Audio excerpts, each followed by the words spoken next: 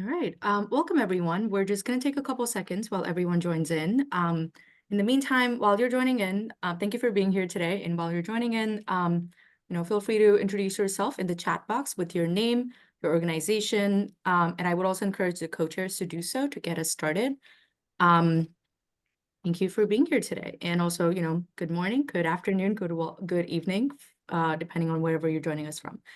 Today's event is a virtual event hosted by the Independence Consultants Network, and you'll meet with our co-chairs very shortly. And the event is Fresh Ideas for Independent Consultants, new ideas to refresh your freelancer career and old practices to leave behind. Before we get into it, a little bit about SID-US. If you're not familiar with us, if you are, welcome back. We always love to have our, former participants back again. We are the largest and the most active chapter of the Society for International Development, which is an international network founded in 1957 to serve as a global forum dedicated to sustainable economic, social, and political development.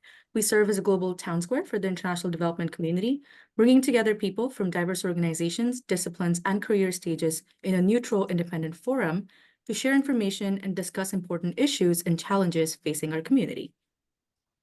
A few different ways that you can get involved with us other than attending events. You can check out some of our upcoming events and sign up for a weekly newsletter at our website. My colleague Nancy will also drop some links in the chat that you can follow along to. Join us at the virtual career fair that's happening on October 10th. You'll get to hear from some wonderful speakers and network with a lot of individuals like yourself and also professionals in the industry. You can apply to be a virtual volunteer co-chair or work group or network associate and join the ranks of Suzanne and Christy.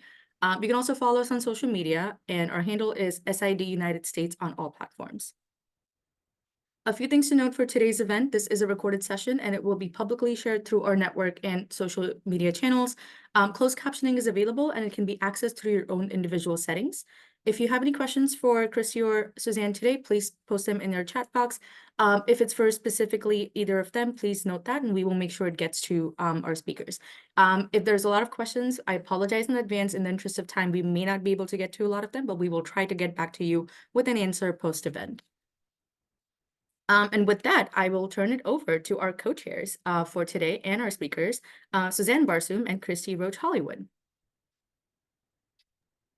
Thank you.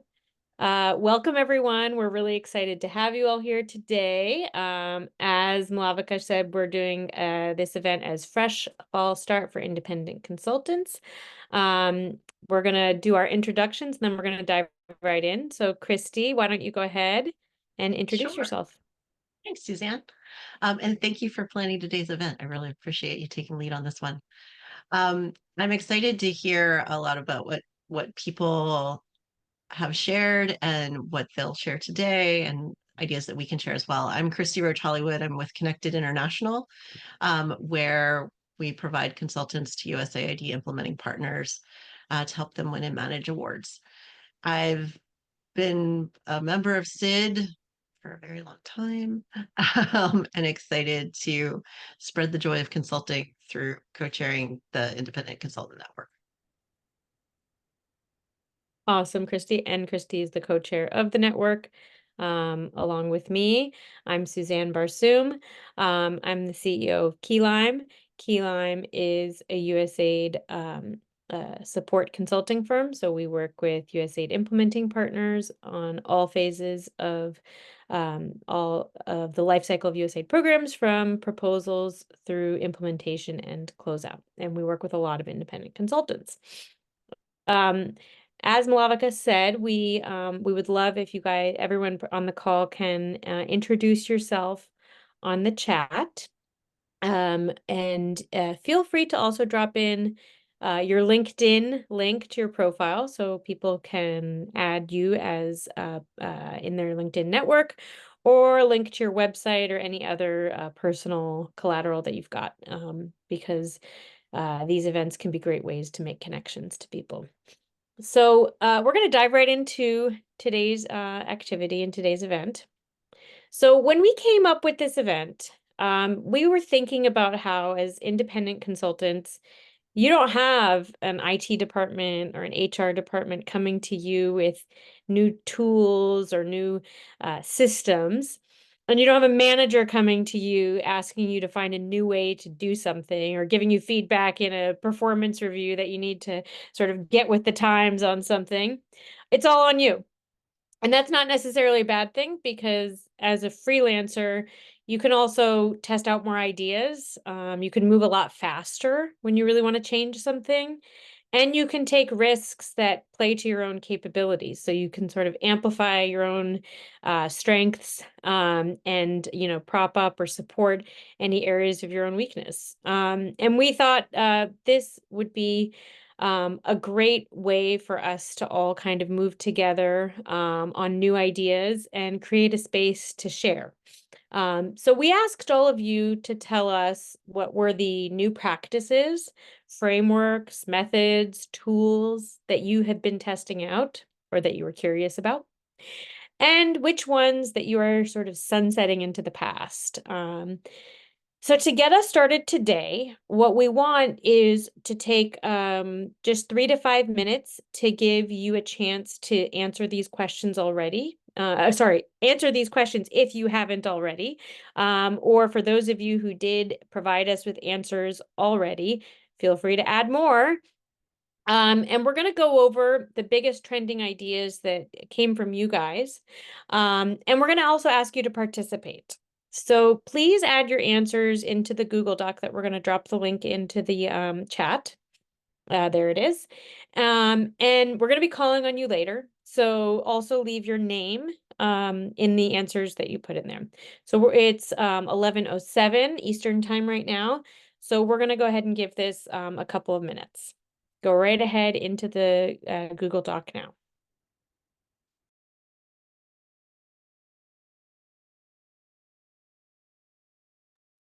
For those of you who responded to the earlier survey with registration, be prepared to be called on as we go through the session. You don't need to repeat your comments unless you want to. Thank you.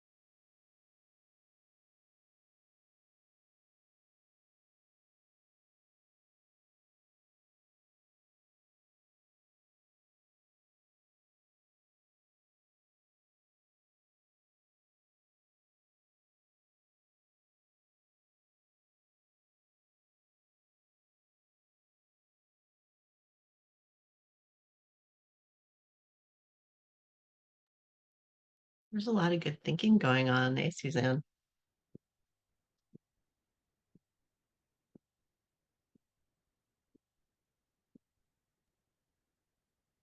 You guys have some very interesting ideas.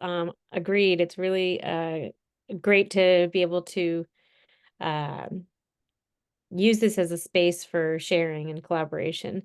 And actually, some of the ideas in there are like divergent with some of the things that we had discussed. So I'm really excited to hear from everybody.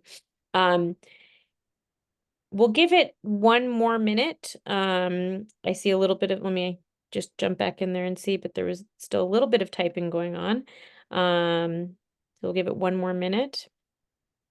And Christy and I are going to take some of the content that you've got here and work it into our discussion. We have a couple topics that had come through um, on the survey that we had done in advance. So we're going to go ahead and discuss some of those, and then we're also going to be calling on you guys with some of the answers you've put in here.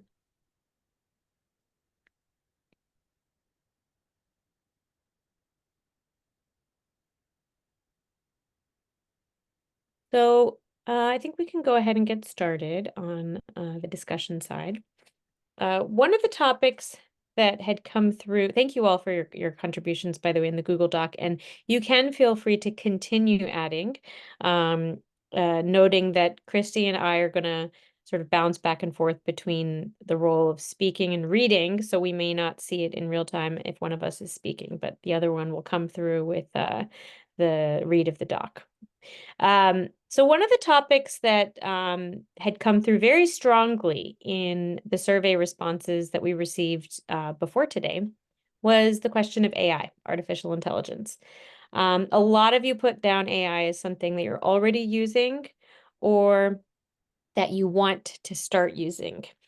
And it's true, there are a lot of use cases for AI in not just in international development, but in life. And I think one of the big challenges, especially when you're operating as a freelancer, is to not be overwhelmed because you'll see AI being promoted as a tool or as a solution for just about anything in life.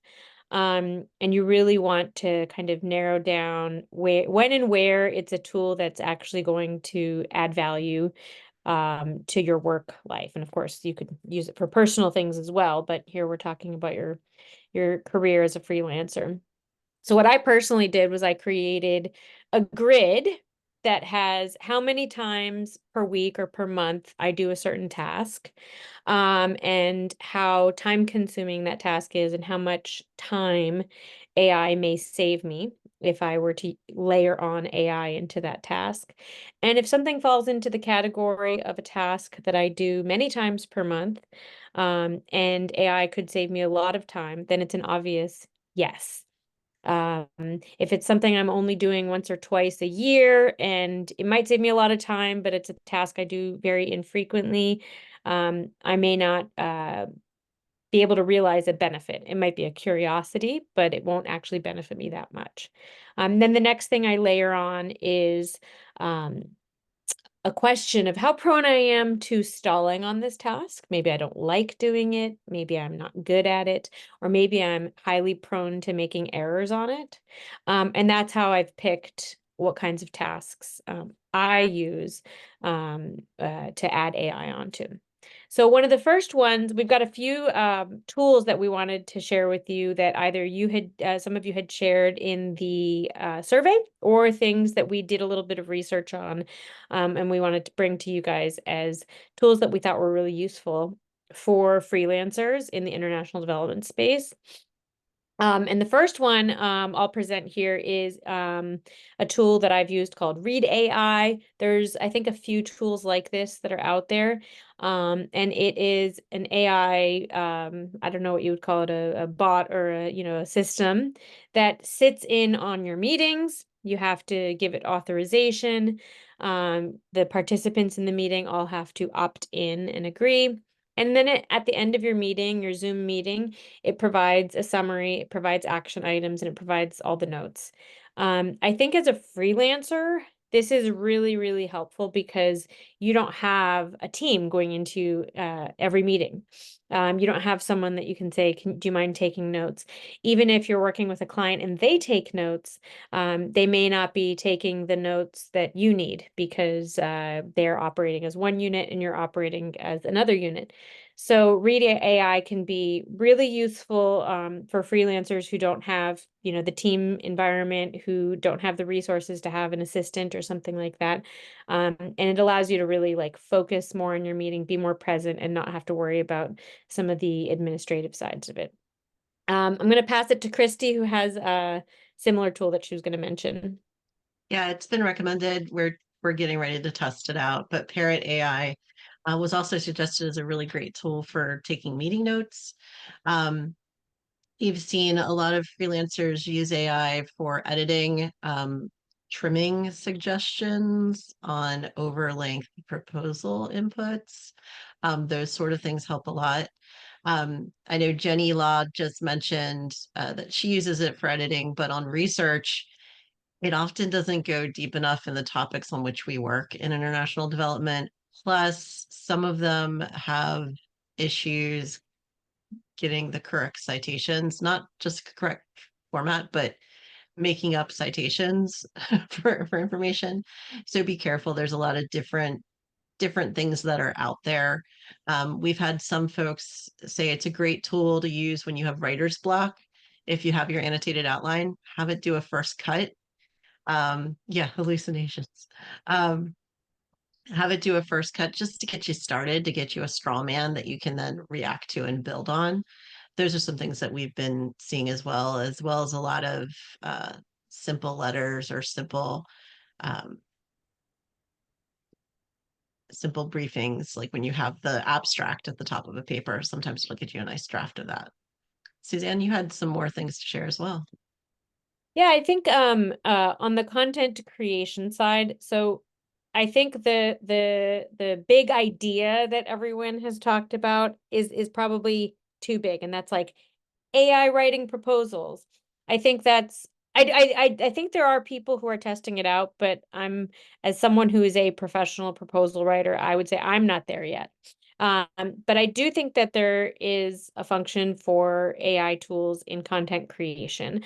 You just want to kind of narrow that that pool down. Someone will probably crack the nut on proposal writing. It's not going to be me.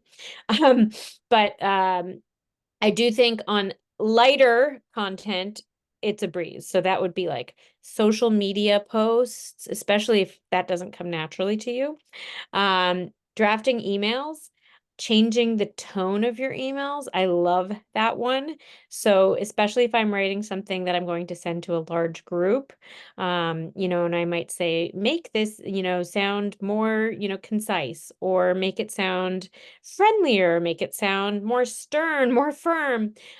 This is really helpful. And as a freelancer, we know you don't always have tons of people to review, your emails or to review social media posts. And that is where you can really lean on something like AI. So back to the big question of proposal writing, what I do really think that AI can be helpful for in proposal writing is to give people who are not professional writers more of an opening to create proposal content. So that would be, you give the AI tool a bulleted list and say, please turn this into narrative.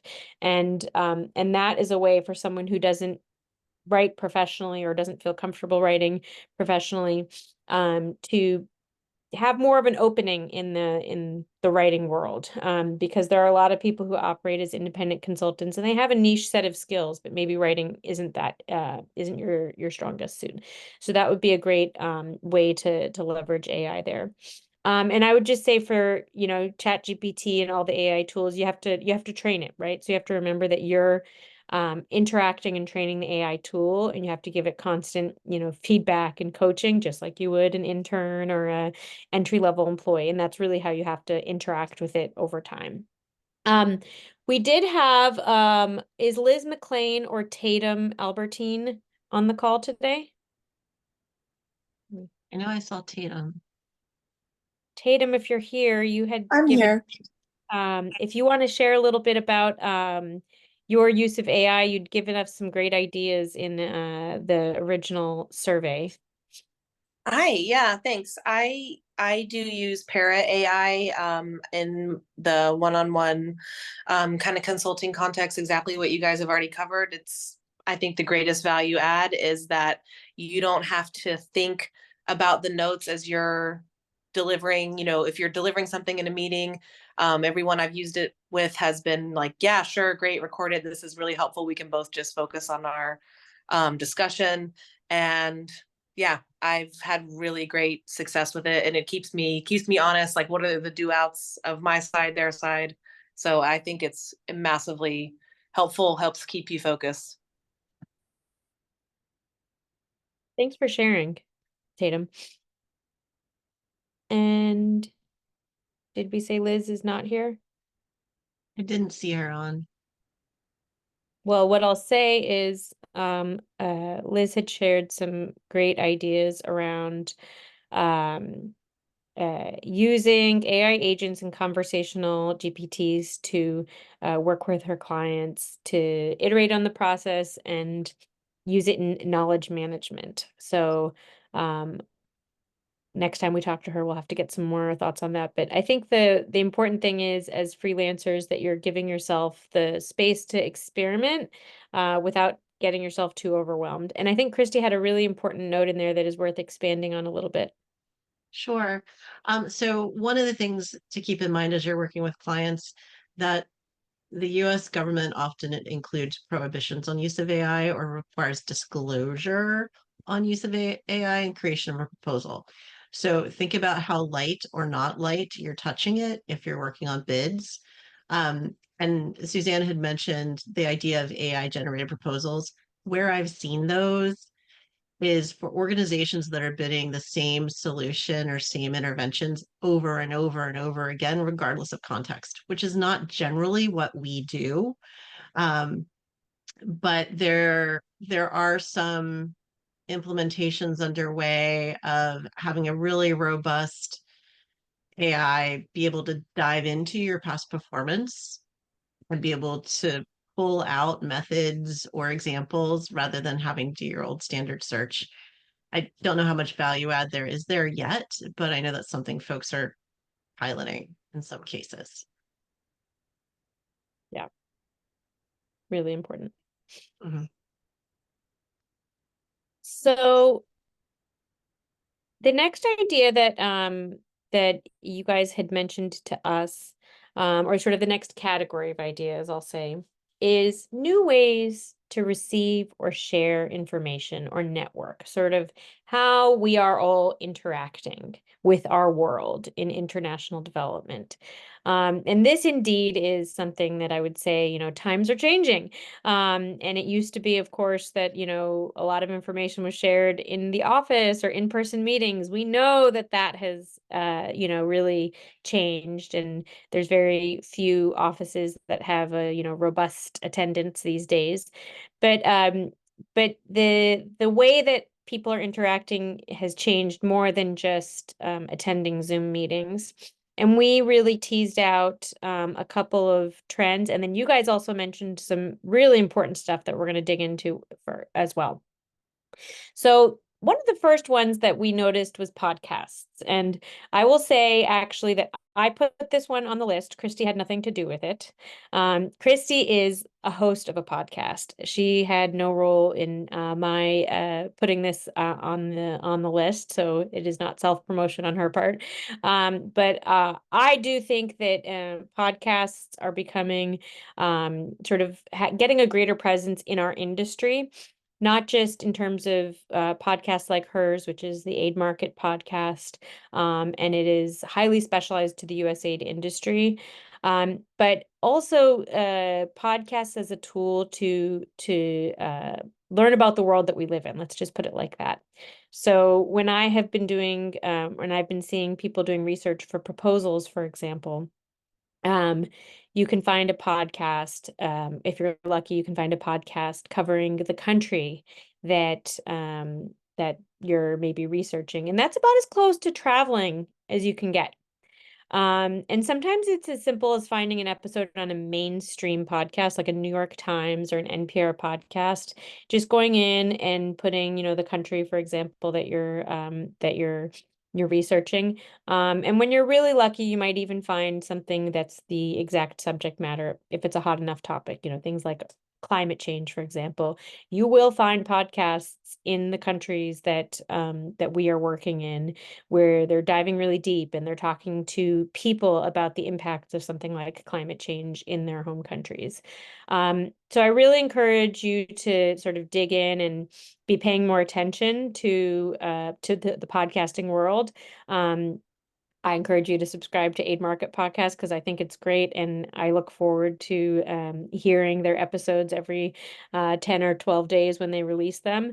But it's not a new way to share information. Of course, podcasts have been out there for a very long time, but I do think it's becoming more and more of a tool that our industry is leaning on, and that we can take advantage of as well. Thanks, Suzanne. On the podcast note, it does take a team to do. You can do one yourself. And I know there's a lot of resources out there for folks who are interested in that. One that I really enjoy, CSIS has a plethora of country specific or broader podcasts, and they're always on my podcast list in the morning when I'm delving into the news or driving around.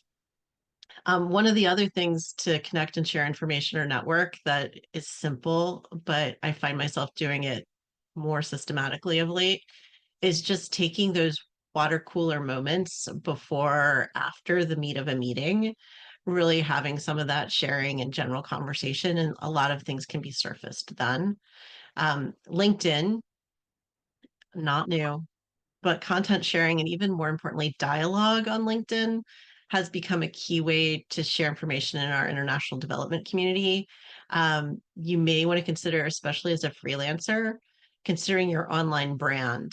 We had done a workshop on this last year, and I think that's still available on the SID site, really talking about how folks use LinkedIn more than your CV to see where you are, what you're doing, what your skill set is. So if the key points aren't out there, you probably need to put them out there.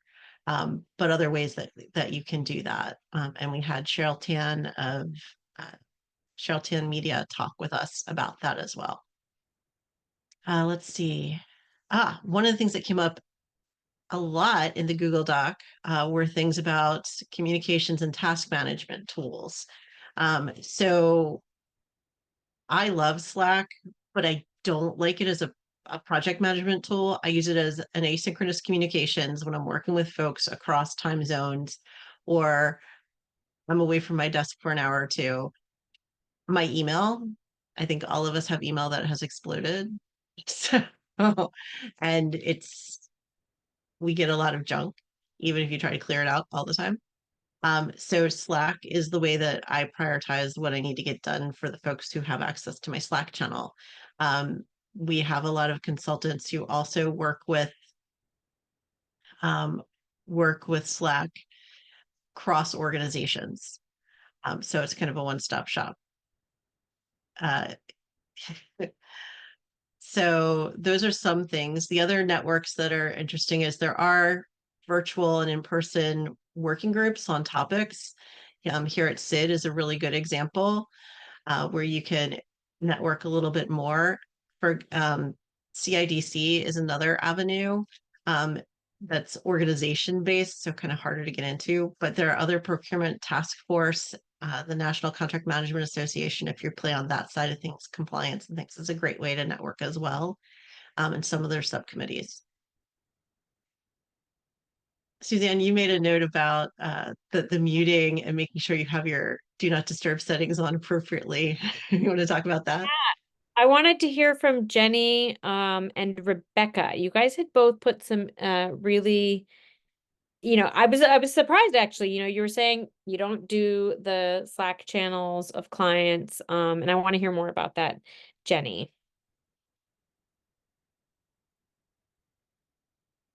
Jenny Law. This might have to do with different clients having different cultures. And admittedly, I think I've been brought into Slack in the past when I'm part of a consulting firm team working with a client.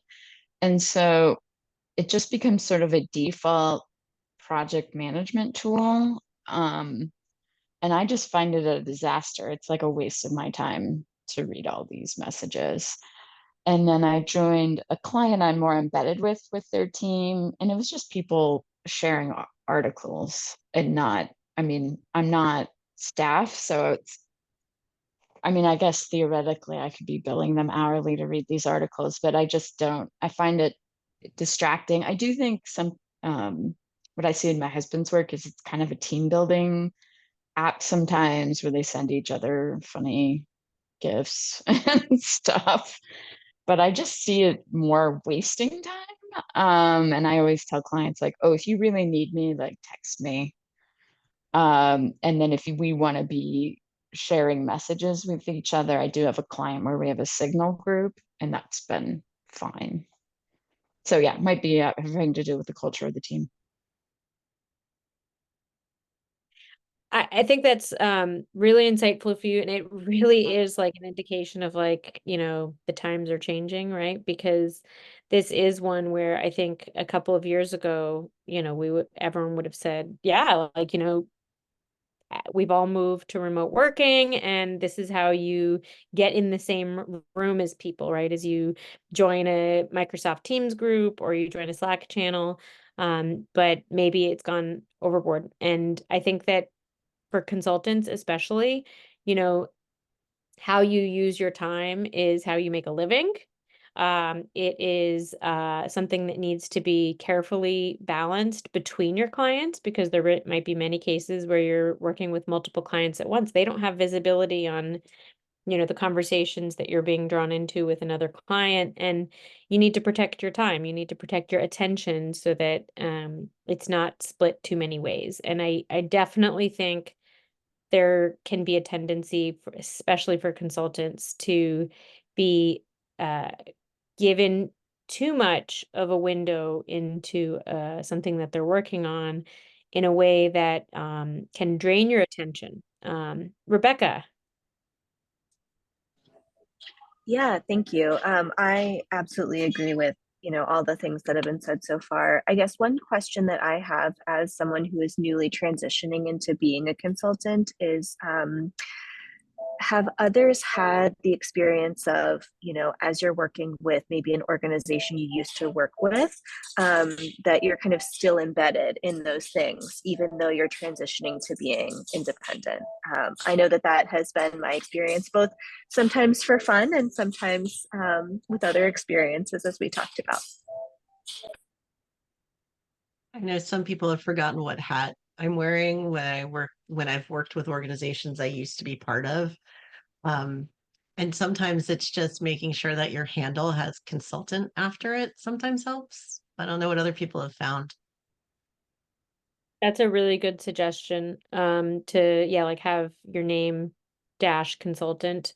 Some organizations require that anyways, but there may be, a lot of times when someone is transitioning to consulting and they take a contract with their alumni organization or their most recent employer, that scope of work creep can be very difficult to manage. And it can be a combination of just people falling into old habits, or if it's a large enough organization, there may be just plenty of people who don't know that you're no longer an employee and you are now operating as a consultant, where you may have a fixed number of hours, or you may have a more narrow scope of work than you previously had.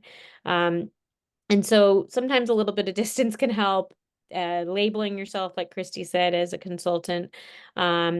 And like Jenny had suggested, also just dropping out of certain groups, which can be hard to do if that's also what you're used to from like a social cohesion standpoint. If you're used to being part of a certain online community, maybe taking a step back from it could be a way to protect your attention economy, right? Like you only have so much attention that you can share, and you cannot necessarily stay, fully up to date on every element of that organization. You know, everything from like the social side to the, you know, each of the different, you know, project areas or proposal areas, because you're now just, you know, supposed to be giving your attention to whatever your scope of work is.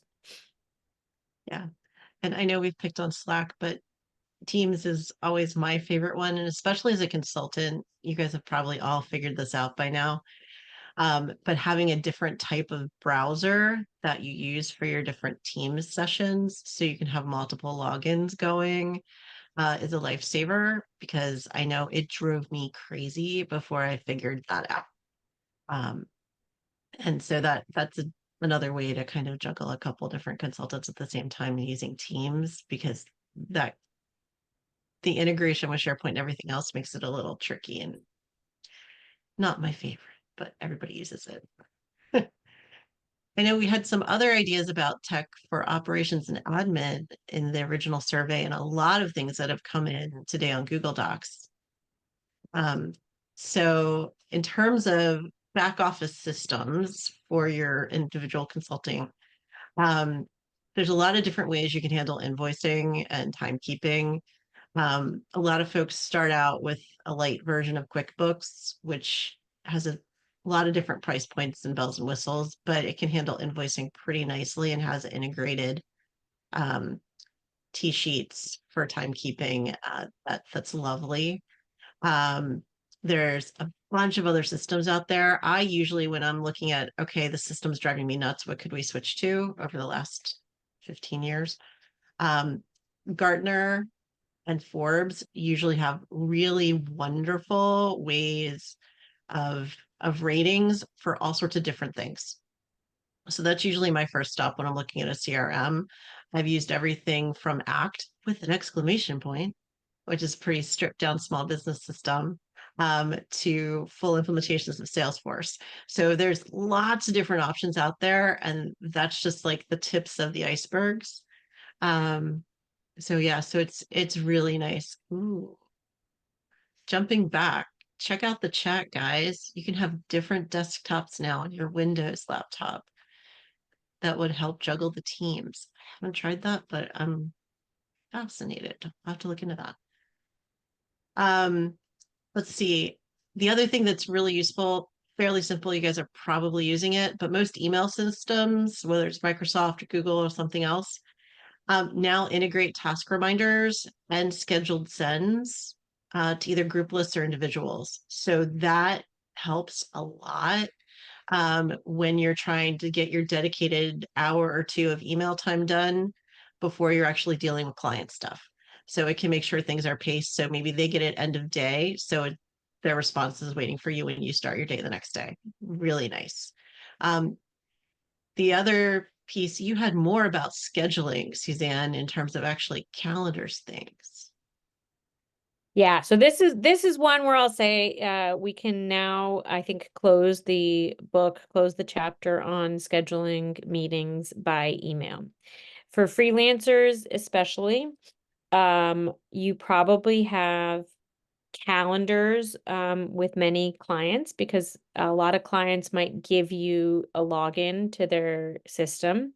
And so you're sort of on a calendar there.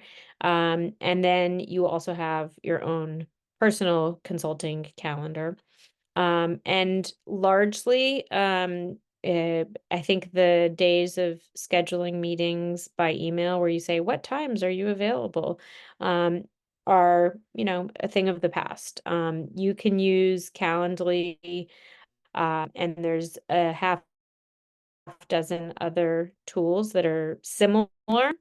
And many systems also have embedded solutions for this. So I believe Google Calendar has some resources already within Google Calendar. I use a system called Notion, and it has its own embedded calendaring system. And you do need to take, you know, a little bit of time to set it up, and you need to have a little bit of patience and sort of diligence in terms of follow through and making sure that you're managing it. but it will save you time in the long run. But I think as a consultant, it'll more than saving you time, it'll guarantee follow through. And as a consultant, you don't want to be the person who didn't respond to an email when someone said, "Are you available on Thursday at 3 p.m.?" Because that may be a lost income stream for you. You may not be able to advance an assignment if you didn't respond to that email. And it may also cause a significant distraction for you when you're in the middle of completing an important deliverable on a deadline. So if you have not already, go ahead and take the time to explore Calendly or the other similar apps for this. Some of them are going to be free, and some of them are going to be, $8, $12 a month, something in that range. And it's a definitely a worthwhile investment. And I think No, Jenny that's said in the chat, she's been using Calendly. yeah, we use Calendly here at Connected, and there's some people who don't use it. I would say sometimes I'll go ahead and use the option to drop specific time buttons into my email, which is really nice, but people generally don't get it. Like they don't understand how to just click on the button to choose whatever you say. And definitely give yourself, if you are setting up one of these systems, make sure that you give yourself time between meetings when you're setting up the system to do your scheduling. Um, Jenny, you had your hand up. You want to share some more? Well, I had a adjacent question. So I manage 2 working groups with a funders network, and just due to very slim staffing at that funders network, I do the group scheduling. So it's not just about my calendar. And I still use Doodle or Google Forms, almost always Doodle. So I'm just wondering if anybody has any, and I am asking usually anywhere from 10 to 20 people to give votes. So I don't know if anyone has any innovations in large group scheduling where people are not on the same team. I still use Doodle as well. I think it's one of these like classic, it gets the job done. But there might be others, but I'm a fan of that one. I think Calendly has an add-in. I haven't read my last couple new features emails from them, to be honest, but I also used Doodle for a volunteer thing yesterday. So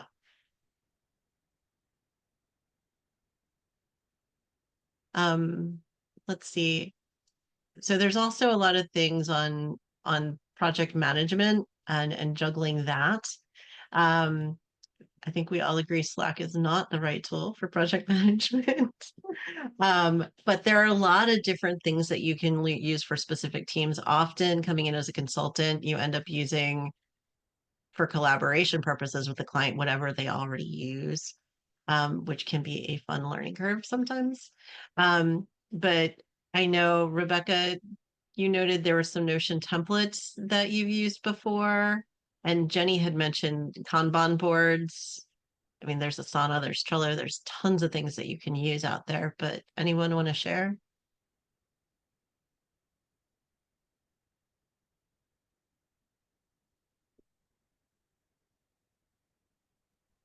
I don't mean to monopolize, but I'll get started in case that helps others think about what they want. When I started consulting, I really did like MeisterTask. It was mainly for me and my subcontracted project manager.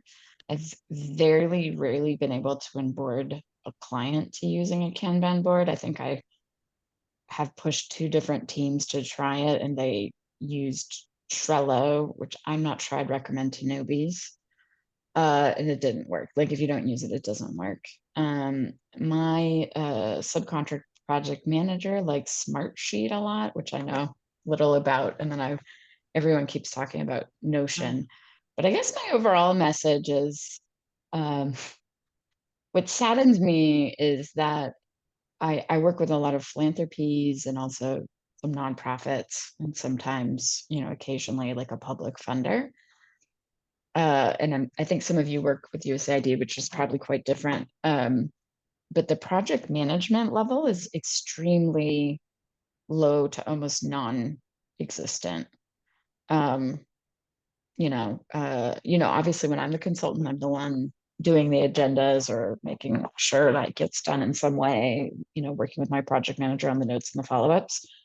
But actually, just right after this call, I'm going to try and onboard a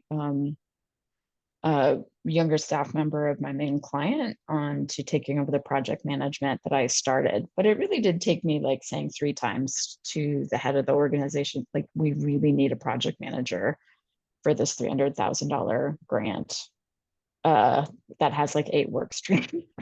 I mean, it happened, but I don't know. It's just not embedded in the cultures that I work with. And I think it wastes a lot of time. Yeah, I think that your observation is interesting, especially, as it pertains to freelancers, right? Because we have to insert ourselves into the systems and culture of the organization that is our client. I would say a fairly widespread trend in our industry is sort of lower tool adoption on project management. So I think it's still fairly widespread that project management happens on Word documents and Excel spreadsheets. And that is true even in some of the most sort of the biggest, I guess you could say, biggest organizations. Probably adoption is happening faster at smaller organizations, which is maybe counterintuitive, but it's just the pace of change, and, moves faster at a smaller organization. And I think what is an important takeaway for a consultant, for a freelancer, is that you have the ability to manage your sort of enterprise as a consultant how you wish. You may not find that your clients adopt your systems, and you may want to, limit some of your tool use to the systems that, are pertain only to you. So that could be, like we talked about, sort of that CRM side, how you manage your connections. But when you're actually doing, kind of managing processes on behalf of a client, that is probably not going to be when you're able to get them to adopt. But consider the tools that work for you in sort of your enterprise management, your, career as a freelancer, and those things that are in like your domain. And I think someone mentioned Notion. I'll say I'm a big Notioner. I use it for just about everything. Mostly internal though. I do make public pages that I send links out to, but I never open it up for other people to interact or to add content to, because it is a whole system. And if you've never used it, now's not going to be the time. You're not going to learn how to use it through me. I'm not going to be the ambassador of the system, but it's great for my own internal tools. I think as a freelancer, what you really want to do is identify the systems that work for you and meet your needs. That makes sense. And it sounds like we might have a lot of suggestions on things that could actually be blown out to a panel discussion about some of the tools that people are using for maybe in the spring. So that's something that we'll be back in touch with through SID. Yeah, I think there are some really great tools that you guys have been sharing in there. And then there was one note I wanted to share on the project management tools, or the tech for operations and admin for your life as a freelancer. And that is on that topic of timesheets and invoicing and your payment data, your banking information. If you've been freelancing for a while and you're kind of keeping everything on an Excel spreadsheet, you're sending your bank information in a Word document or a PDF, I would say it's time to transition to using the more like advanced tools. This is one area where I would say it's like a must do, because of the amount of payroll fraud. So you might not see it as a freelancer. I will say as an agency owner, we see a lot of this. So we get, fraudulent emails all the time.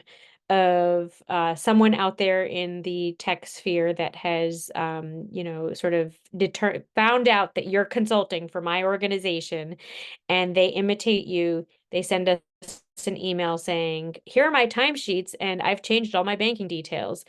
And if you're working with a client and they're accustomed, for whatever reason, they're still accepting timesheets in Excel or invoices in Excel, there's a, this will become known to the, dark web, and you'll find yourself entrapped in one of these payroll fraud situations. So check out the professional tools out there for timekeeping and for invoicing, because you will save yourself a lifetime of headache of never getting yourself stuck into one of these situations.